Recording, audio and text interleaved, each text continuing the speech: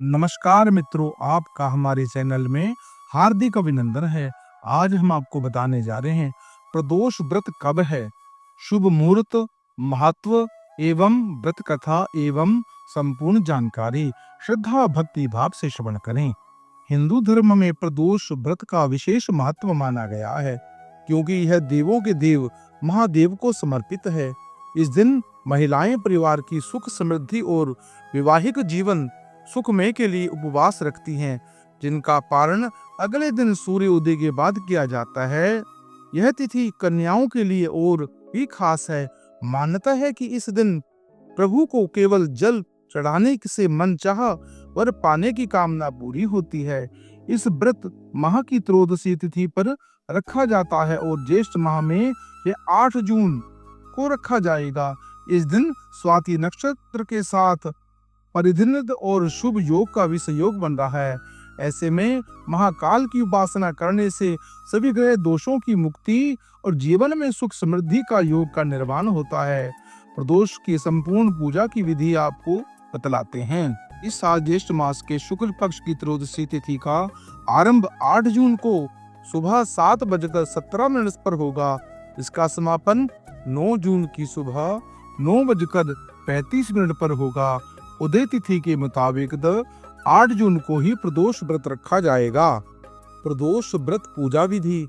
प्रदोष व्रत के लिए सबसे पहले पूजा स्थान पर एक चौकी रखें, इस पर लाल रंग का वस्त्र बिछाएं।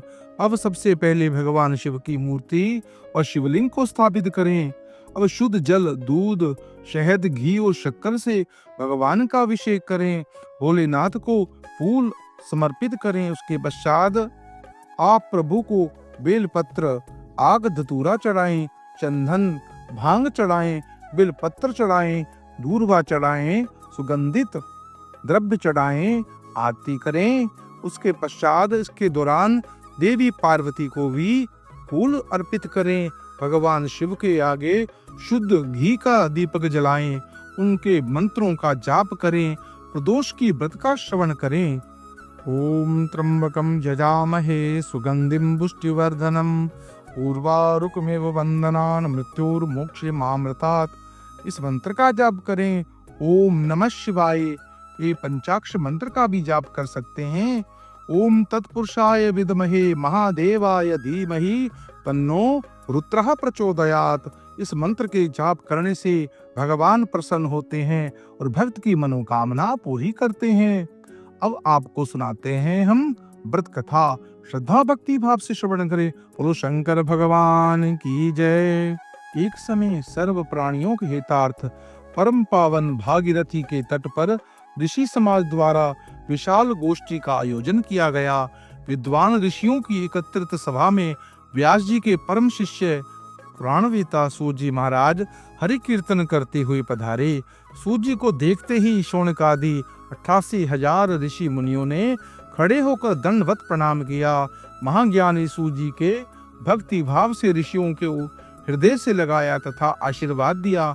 विद्वान ऋषिगण और सब शिष्य आसनों पर विराजमान हो गए। मुनिगण विनीत भाव से पूछने लगे कि हे परम श्रद्धालु, कलिकाल में शंकर की भक्ति किस आराधना द्वारा उपलब्ध होगी? हम लोगों को बताने की कृपा कीजिए, क्योंकि कलयुग में सभी प्राणी पाप कर्म में रक्त और वेद शास्त्रों के विमुख रहेंगे। दीन जन अनेक कष्टों से त्रस्त रहेंगे। हे मुनि श्रेष्ठ, कलिकाल में सत्कर्म की ओर किसी भी की रुचि नहीं होगी। जब पुण्य क्षीण हो जाएगा तो मनुष्य की बुद्धि असक्त कर्मों की ओर खुद न खुद प्रेरित होगी, जिससे दुर्विचार पुरुष वंश रहित समाप्त हो जाएगा। इस अखिल भूमंडल पर जो मनुष्य ज्ञानी होकर ज्ञान की शिक्षा नहीं देता, उस पर परम पिता परमेश्वर कभी प्रसन्न नहीं होते। हे महामुने, ऐसा कौन सा उत्तम व्रत है जिससे मन वांछित फल की प्राप्ति होती है? आप कृपा कर बताइए। ऐसा सुनाकर दयालु हृदय से श्री सूत जी कहने लगे कि हे श्रेष्ठ मुनियों तथा शौनक आदि, आपका धन्यवाद के पात्र हैं। आपके विचार सराहनीय हैं एवं प्रशंसनीय हैं। आप वैष्णव अग्रगण्य हैं, क्योंकि आपके हृदय में सदा परम हित की भावना रहती है। इसलिए शौनक आदि ऋषियों को मैं उस व्रत को तुमसे कहता हूँ जिनके करने से सब पाप नष्ट हो जाते हैं।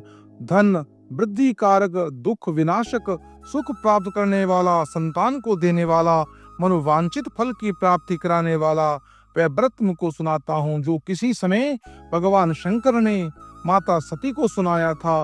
उससे प्राप्त वह परम श्रेष्ठ उपदेश मेरे पूज्य गुरुजी ने मुझे सुनाया था, जिससे मैं आपको शुभ बेला में मैं आपको सुनाता हूँ। बोलो उमापति महादेव की जय।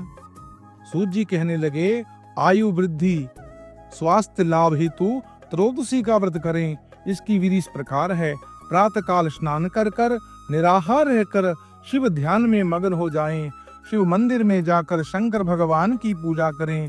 पूजा के पश्चात अर्ध पुण्य त्रिपुण गुण का तिलक लगाएं, त्रिपुंड का तिलक लगाएं, बेल पत्र चढ़ाएं, धूप दीप अक्षत से भगवान शिव की पूजा करें, मृदु फल चढ़ाएं, ओम नमः शिवाय का रुद्राक्ष की माला से जाप करें, ब्राह्मणों को भोजन कराएं, सामर्थ्य के अनुसार दक्षिणा प्रदान करें।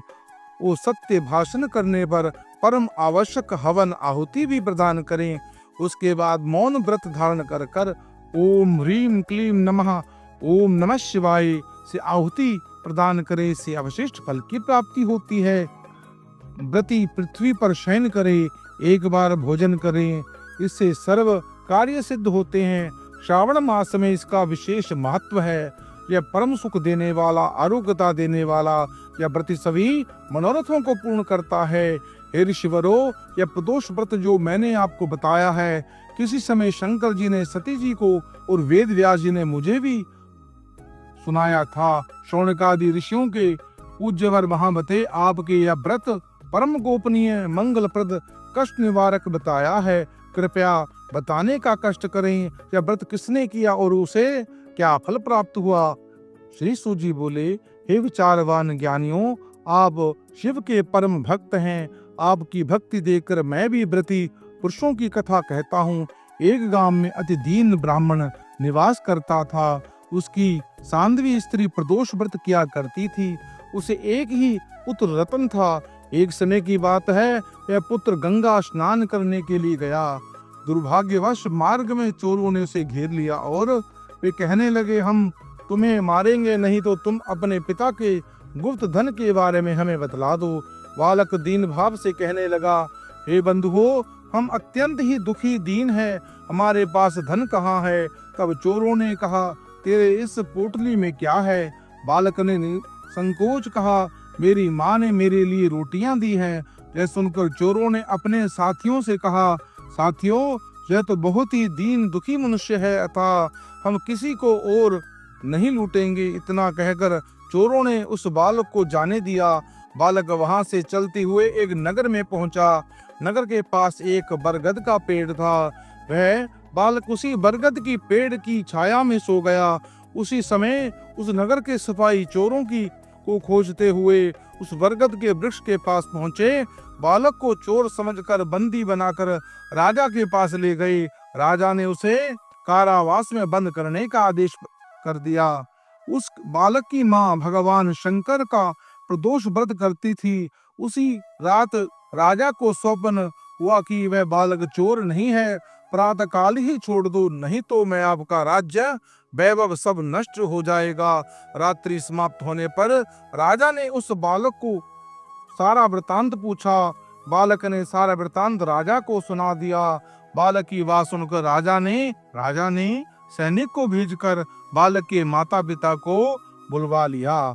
राजा ने जब उन्हें भयभीत देखा तो, तुम भयभीत मत हो, तुम्हारा बालक निर्दोष है।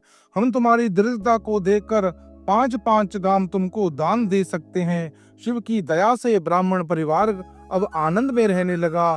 इस प्रकार जो भी इस व्रत को करता है उसे आनंद की प्राप्ति होती है, परम सुख की प्राप्ति होती है, समस्त पाप नष्ट हो जाते हैं। मित्रों, यह पतित पावनी पवित्र सुख देने वाली भगवान शिव की कथा का जो भी श्रवण करता है उनके समस्त पाप नष्ट हो जाते हैं, परम सुख आनंद की प्राप्ति होती है।